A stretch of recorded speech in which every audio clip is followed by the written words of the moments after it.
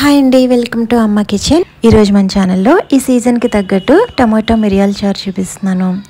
Maximum అందరి ఇళ్లలోని ఈ సీజన్లో బాగా జలుబు దగ్గుతో బాధపడుతుంటారు కదా. అయితే నేను ఇక్కడ చెప్పే పద్ధతిలో ఒకసారి మిరియాల చారు చేసి చూడండి, మీకు చాలా రిలీఫ్గా ఉంటుంది. దీనికోసం బాగా పండిన 4 టమాటాలను ఈ విధంగా చిన్న ముక్కలుగా కట్ చేసి గిన్నెలో వేసుకోవాలి. ఇక్కడ టమాటాలు అన్నవి కొంచెం ఎక్కువ తీసుకుంటున్నాం కాబట్టి చింతపండు అన్నది కొంచెం తగ్గించి తీసుకోవాలి. ఇప్పుడు దీనిలోకి చిన్న నిమ్మకాయ సైజ్ అంతా చింతపండుని తీసుకోండి.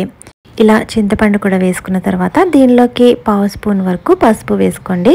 అలాగే రుచికి సరిపడా సాల్ట్, మొత్తం అంతా ఒకేసారి వేయనవసరం లేదు, 1 స్పూన్ వరకు వేసి ఇప్పుడు దీనిలోకి 1/2 గ్లాస్ వరకు వాటర్ కూడా వేసి ఒకసారి అంతా కలుపుకొని ఈ టమాటాలు బాగా సాఫ్ట్ అయ్యేంత వరకు కూడా ఇలా మూత పెట్టి ఉడికించుకోవాలి. ఇవి ఉడికేలోపు వేరొక స్టవ్ మీద ప్యాన్ పెట్టుకుని 1 టీ స్పూన్ పచ్చిశనగపప్పు, మరో 1 టీ స్పూన్ వరకు మినపగుళ్ళు వేసుకోండి. అలాగే 1/2 టీ స్పూన్ వరకు జీలకర్ర, మరో 1/2 టీ స్పూన్ ధనియాలు వేసుకుని ఇప్పుడు 1 ఇంచ్ వరకు దాల్చిన చెక్క ముక్క కూడా వేసుకోవాలి.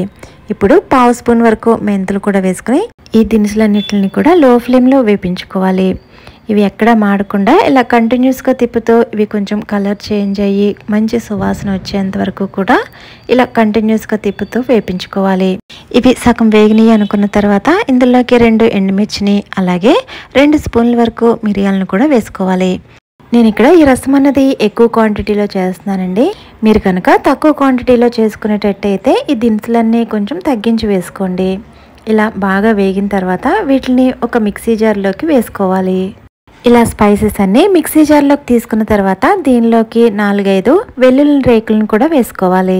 ఇప్పుడు దీని అంతటినీ కూడా ఫైన్ పౌడర్ అయ్యేటట్లు మిక్సీ పట్టుకోవాలి. ఇక్కడ వీడియోలో చూపిస్తున్నట్టు కొంచెం బాగా మెత్తగా అయ్యేటట్లు మిక్సీ పట్టుకోండి. మనం ముందరే వేరొక స్టవ్ మీద టమాటాలని ఉడికించుకున్నాం కదా, ఈ మాత్రం ఉడికితే సరిపోతుంది. ఇప్పుడు ఈ టమాటాలని ఇక్కడ చూపిస్తున్నట్టు గరిటెతో కొంచెం బాగా స్మాష్ అయ్యేటట్టు చేసుకోవాలి.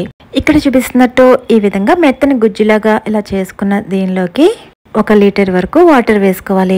ఇలా వాటర్ మొత్తం వేసుకున్న తర్వాత ఇదంతా కూడా బాగా కలిసేటట్టు ఒకసారి కలుపుకొని ఇప్పుడు ఈ గిన్నెని పక్కన పెట్టి ఉంచండి.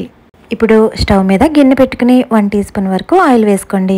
ఆయిల్ హీట్ అయిన తర్వాత 1/2 స్పూన్ ఆవాలు, 1/2 స్పూన్ జీలకర్ర, 1 స్పూన్ పచ్చిశనగపప్పు, 1 స్పూను మినపగుళ్ళు, 2 ఎండుమిర్చి అలాగే 5 వెల్లుల్లి రేకులను కూడా ఇలా దంచి వేసుకోవాలి. ఈ తాలింపు అంతా కొంచెం ఎర్రగా వేగేంత వరకు వేపించుకున్న తర్వాత 1 ఉల్లిపాయను ఇలా నిలువుగా కట్ చేసి వేసుకోవాలి. అలాగే 1 పచ్చిమిర్చిని కూడా వేసుకుని ఇప్పుడు ఫ్లేమ్ని మీడియంలో పెట్టుకుని ఈ ఉల్లిపాయ బ్రౌన్ కలర్ అయ్యేంత వరకు కూడా వేపించుకోవాలి. ఇన్ కేస్ మీకు ఉల్లిపాయ వేయడం ఇష్టం లేకపోతే స్కిప్ చేసినా ఏమీ పర్వాలేదు. ఇక్కడ వీడియోలో చూపిస్తున్నట్టు ఇలా ఉల్లిపాయ ఎర్రగా వేగిన తర్వాత మనం పక్కన పెట్టి ఉంచుకున్న టమాటో రసాన్ని దీంట్లో వేసుకోవాలి. ఇలా టమాటా రసం వేసుకున్న తర్వాత ఇదంతా కూడా బాగా కలిసేటట్టు ఒకసారి కలుపుకోండి. ఇలా బాగా కలుపుకున్న తర్వాత మనం ముందరే స్పైసెస్ అన్నీ మెత్తని పొడిగా చేసి పెట్టుకున్నాం కదా, ఆ పొడి అంతా కూడా ఇప్పుడు దీంట్లో వేసుకోవాలి. అలాగే ఈ స్టేజ్లోనే కొంచెం సాల్ట్ అనేది చెక్ చేసుకోండి. సాల్ట్ తగ్గితే కనుక సాల్ట్ కూడా యాడ్ చేసుకోండి. ఇప్పుడు ఇదంతా కూడా ఒకసారి బాగా కలుపుకొని లో ఫ్లేమ్లో 10-15 నిమిషాలు మరిగించుకోవాలి. ఇది ఎప్పుడైతే మరగడం స్టార్ట్ అవుతుందో అప్పుడు హై ఫ్లేమ్లో 5 నిమిషాలు మరిగించుకుని ఇంకా స్టవ్ ఆఫ్ చేసుకుంటే సరిపోతుంది. జలుబు బాగా ఎక్కువగా ఉన్నప్పుడు ఇక్కడ చూపిస్తున్నట్టు ఇలా బౌల్లో వేసుకుని సూప్ కింద తీసుకున్నా కూడా చాలా త్వరగా రిలీఫ్ అవుతుంది.